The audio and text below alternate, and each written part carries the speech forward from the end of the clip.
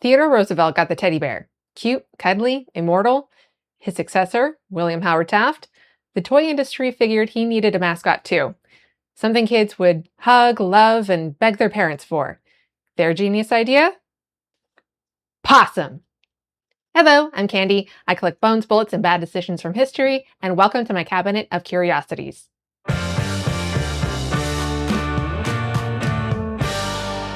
I'd like to introduce you to my buddy, Tater. Tater's an opossum.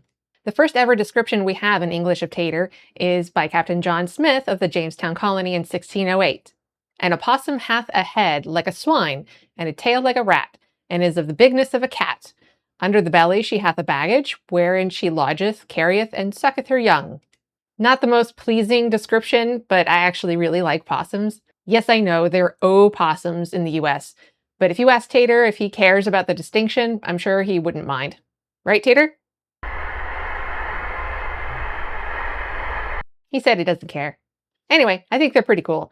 Their front feet look like they have little fingerless gloves on, and they have these little clawless opposable thumbs on their hind feet. I'm sure if you gave it enough time and maybe enough Red Bull, you could teach one how to use a controller and play Mario Kart. Not that he'd live long enough to finish a tournament. Wild possums live only about 2 years. Captive ones can stretch out to 4 if you're really, really nice to them. And you should be nice to them. While secret societies plot ways to use bugs like ticks to be vectors for spreading disease in biowarfare operations.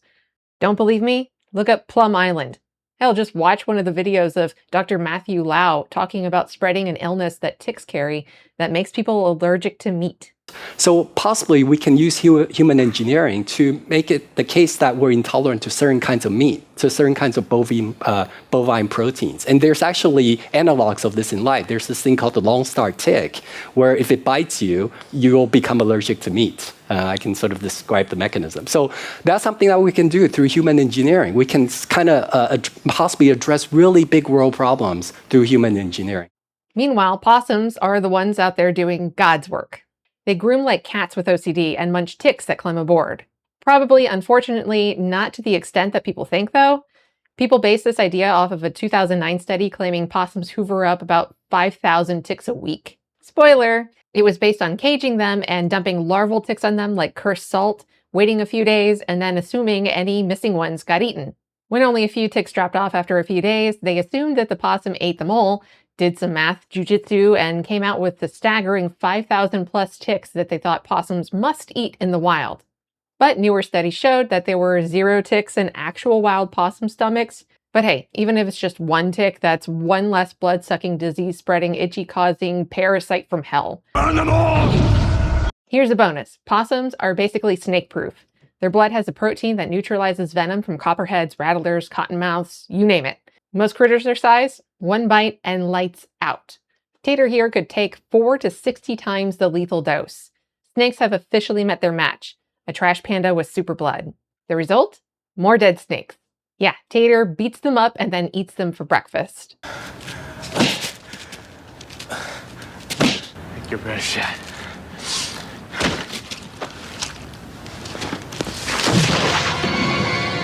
Scientists have even started figuring out how to use their magic blood protein as a cheap antivenom for people.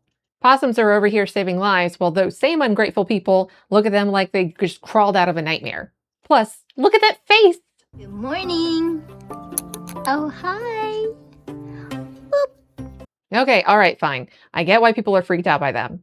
Like they do this thing called playing possum. Tater's really good at it. Don't mock me. It's an involuntary reaction to extreme stress where they go into a catatonic state. They basically faint from fright, fall over, become stiff. It's kind of funny.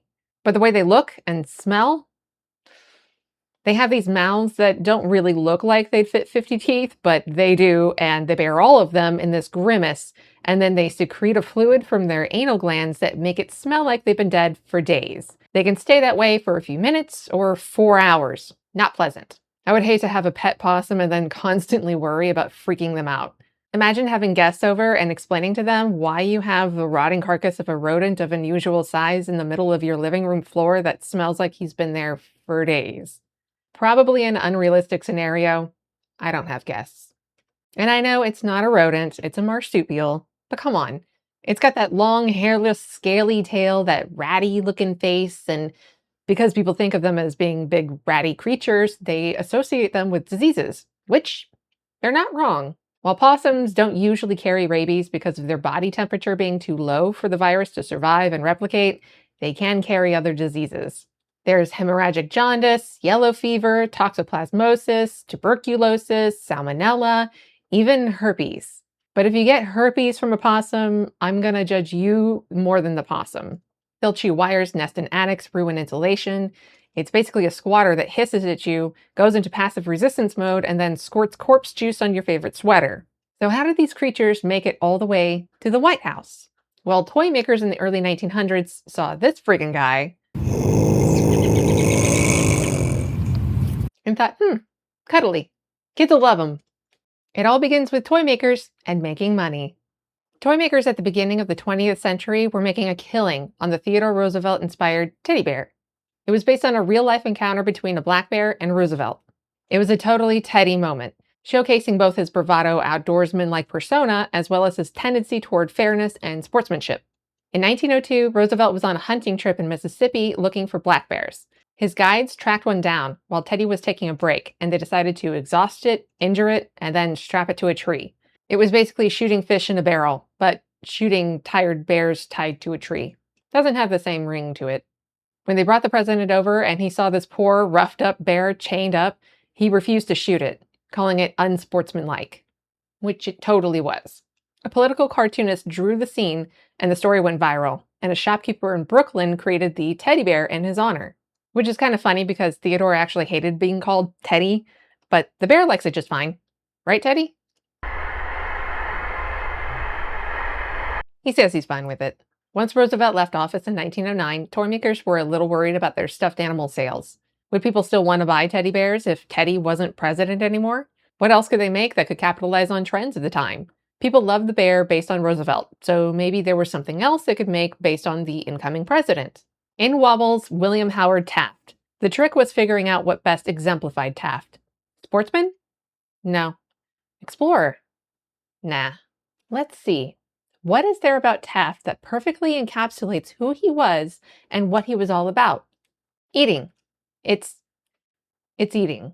Post-election, he went to Georgia for vacation. In Atlanta, he was honored with a massive banquet where he had a Taft-sized portion of the Southern cuisine, possum and taters, which was just an 18-pound roasted possum and a side of sweet potatoes. He ate so much of it, a doctor who was sitting nearby was like, "Take it easy, man."